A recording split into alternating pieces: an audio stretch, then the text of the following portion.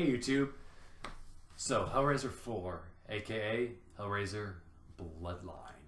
So this is actually my favorite of the sequels. Yes, it's the one I've been kind of hinting to. And I rewatched it with kind of an open mind, making sure that I wasn't nostalgic for whatever reason and that I wasn't remembering it incorrectly. But I do still really enjoy Hellraiser 4. I like it more than the third and the second one, and obviously all the other sequels. It doesn't surpass the original. But the story follows in three generations. It follows in the past, which takes place sometime in the 1800s, and then the present 1990s, and then further on in the future when we're colonized in space. And the movie starts out with this character who is apparently related to the guy who created the laminate configuration, aka the all-important puzzle box.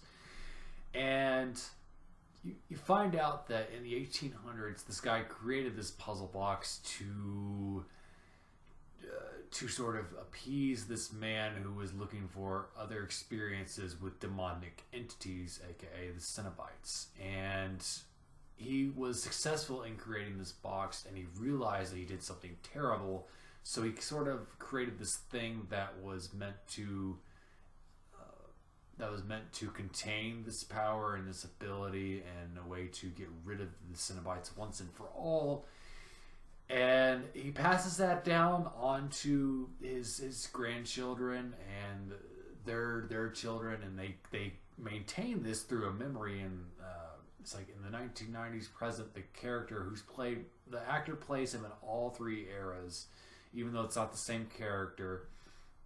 It's just ancestors, but he sort of has these nightmares about his past lineage, and he's sort of drawn to make this thing, and he doesn't know why until he finds out later. And of course it puts his family in direct line with the Cenobites, especially their leader Pinhead. I like Hellraiser 4 a lot. I really enjoyed watching it again. It had been a while since I had watched it. It is the final theatrical release of a Hellraiser film. All the other ones are direct to DVD, or I think maybe there was a handful of them that got a really short theatrical release, but I think for the most part they were all straight to DVD. So Hellraiser 4 is kind of like the last big budget one, but it's not extremely over the top like number 3, but it has its moments where it does some fun and cool stuff, and it never feels out of place. And Doug Bradley is terrifying in this film. He not only plays Pinhead just as terrifying as he was in the first, but he takes that sort of he just owns the screen. It's sort of like when Bela Lugosi or Boris Karloff was on the screen in the 1930s and 40s. There was a presence there, and Doug Bradley is very, very evil. He has some great lines in this movie. This might be my favorite way that Pinhead was written. He's written very, very well. He has some great lines, and it's like there are times when he's, threatening these very innocent people, and you can tell he just doesn't give a shit about anybody else except for experiencing things and making people experience these terrors. And he's just not a nice guy in this movie, but he proves himself once again to be a horror icon. And I think, if I'm not mistaken, I think Hellraiser 4 is the movie that gives Pinhead the most screen time. It's like a lot of the other ones, especially the first and second, and then a couple of the other straight to DVDs ones, really don't have him in there a whole lot. I mean, he's important and integral to the story, but he's not in there for half of the film like he is for Hellraiser Bloodline.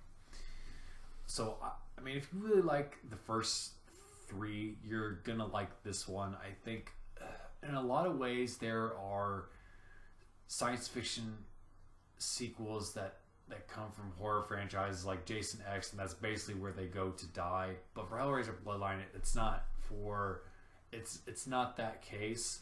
I think it really helps the film that only like 10% of it takes place in the future. It kind of like goes back and forth between the three timelines, but for the most part, the film focuses on the 1990s present time, and all the other supporting actors are pretty good. I think it has a lot of the main characters are actually really likable. It's like in most of the Hellraiser movies, typically everybody's a piece of shit except for the main character, and in a strange turn of events too, we have a male protagonist. It's like typically in the first three Hellraiser movies, it was a female protagonist, which is great, but I really liked this guy. I thought the guy that played the toy maker in all three eras was very, very good and very likable. He felt for his family. He didn't want his family to get hurt by the Cenobites, and which is important to create tension in the film. So Hellraiser 4, have you seen it? Is it which one is your favorite of the sequels? It's like we all know that the original is the best, but which one is your personal favorite? Comment below.